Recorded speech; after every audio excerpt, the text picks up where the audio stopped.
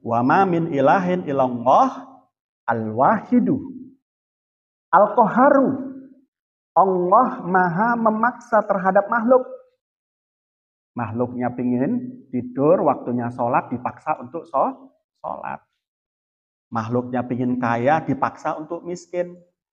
Makhluknya pingin enak-enak, dipaksa untuk sengsara. Puasa, haji, dan lain sebagainya. Dipaksa.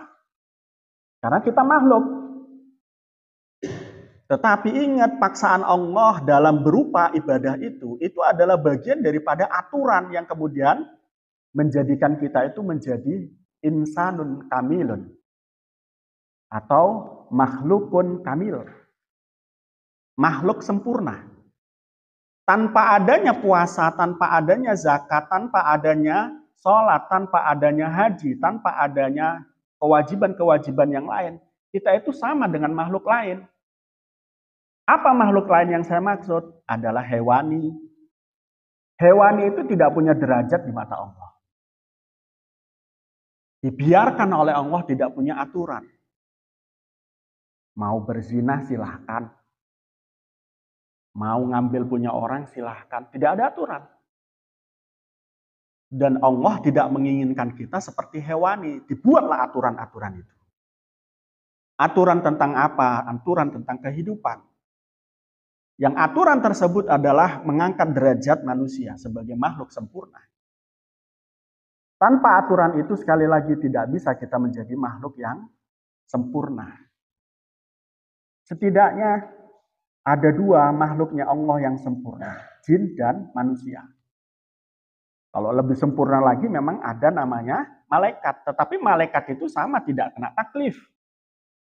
Tidak mendapatkan beban syariat. Yang mendapatkan beban syariat di antara makhluk Allah itu hanya dua jenis. Yakni jin dan juga manusia. Dari jin dan manusia ada mereka yang mulia. Tapi ada daripada mereka yang hina. Yang mulia itu mereka-mereka yang dekat dengan Allah, mengikuti aturannya Allah. Yang hina itu siapa? Mereka-mereka yang menjadi setan. Minal jinnati wan nas. Jadi setan itu terdiri dari jin dan juga manusia. Yang jahat-jahat itu jadi setan.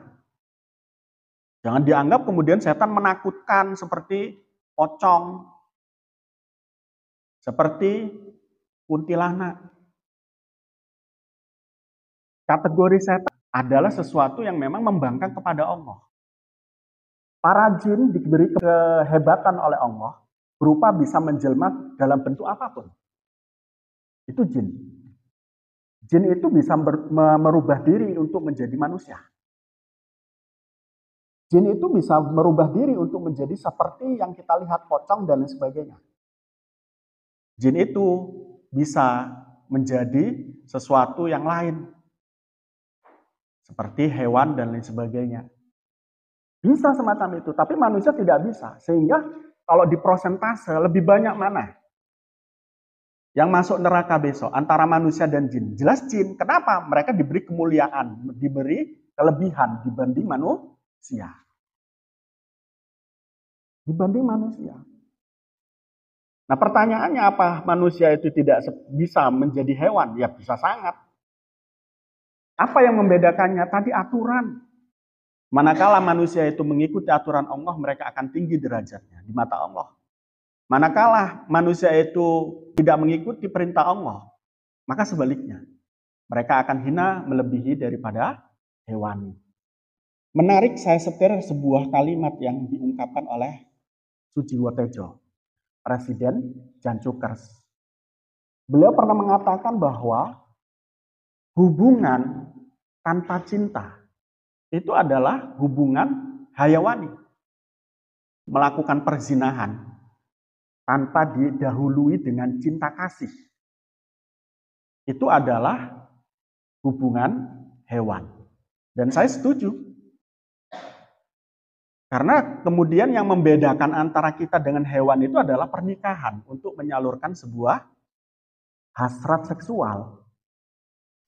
Nah begitu juga tanpa aturan juga kita tidak dikategorikan sebagai manusia, tetapi hewani. Yang membedakan kita dengan hewan itu kan salah satunya adalah kita bisa berakal. Hewan tidak.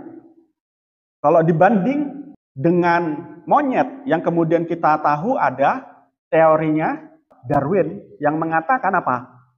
Bahwa nenek moyangnya manusia adalah monyet. Karena terdiri dari anggota tubuh yang seolah-olah hampir sama. Itu hampir setuju kita. Tapi tentu tidak setuju. Pertama ini, masa kamu rela nenek moyangmu adalah monyet? Itu yang pertama. Yang kedua memang beda. Monyet dengan manusia itu beda. Monyet itu kalau di dalam Islam, hayawanun khairunatik. Hewan yang tidak berakal. Kalau manusia, hayawanun atik. Dari sejak lahirnya Nabi Adam. Nah, kemudian ada istilah reinkarnasi dalam ajaran Konghucu. Juga tidak begitu. Hanya sifat mungkin yang kemudian melahirkan satu reinkarnasi. Jadi Allah itu Al-Qahar. Awakmu kudu dipeksa untuk melakukan apa yang menjadi perintah Allah dan aturan Allah. Mana mungkin orang akan bisa melakukan sholat tanpa memaksa diri untuk melakukan sholat? Mana mungkin ada orang bisa ngaji dengan tenang, mendengarkan dengan tenang, tanpa memaksakan diri terhadap jiwanya untuk tenang, untuk mendengarkan, untuk mentadaburi. Jadi ngaji, belajar tanpa mentadaburi apa yang dijelaskan oleh penyampai ilmu, itu tidak akan sampai kepada satu perbuatan yang merubah sikap.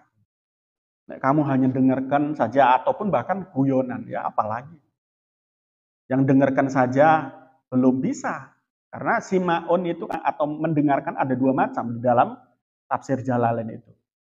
Ada sima'u qabulin.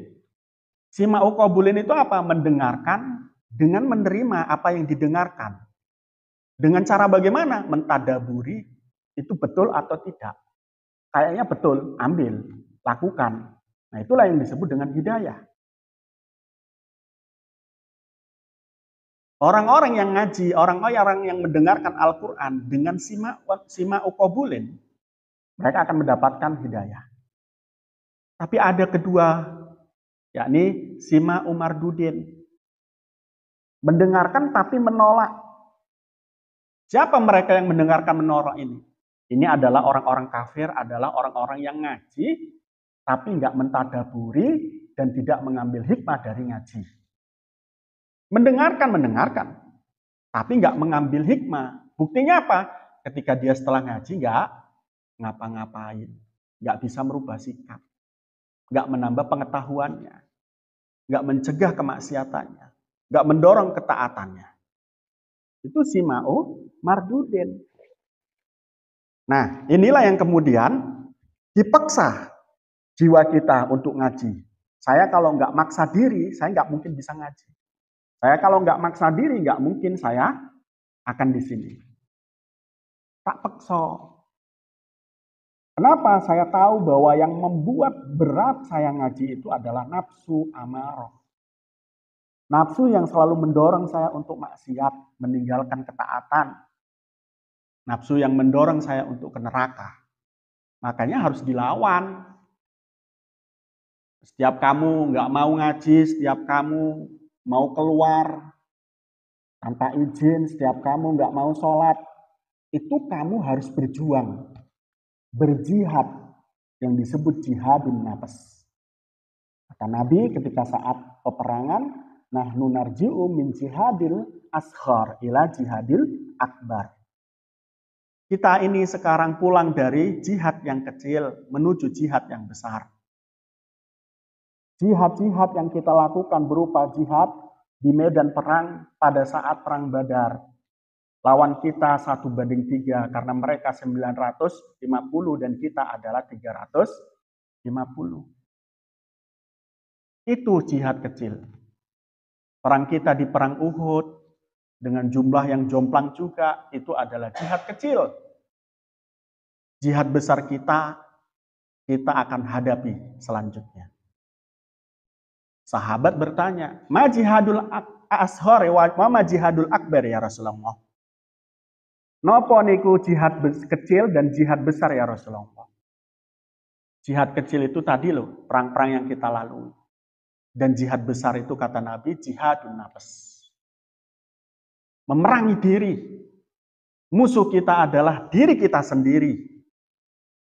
Bukan orang lain. Bukan orang lain. Itu kalau mau jihad, Anda nggak perlu lagi sekarang angkat senjata, bawa bom ke gereja-gereja. Nggak perlu.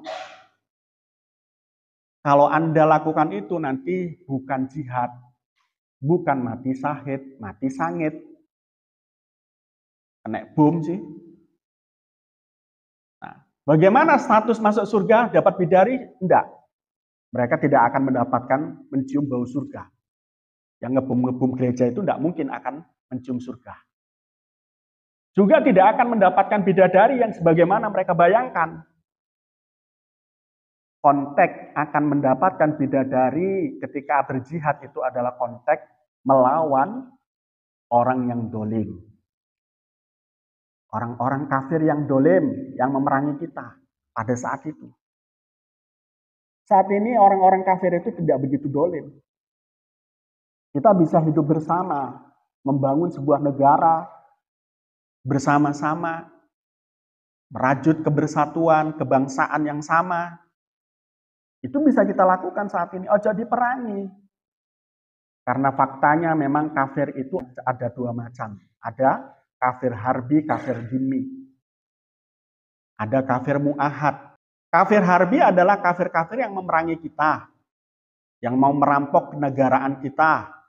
Yang mau merampok wilayah kita. Itu kafir harbi. Kita wajib perangi mereka. Kalau kita tidak memerangi mereka, kita tidak melakukan bela diri.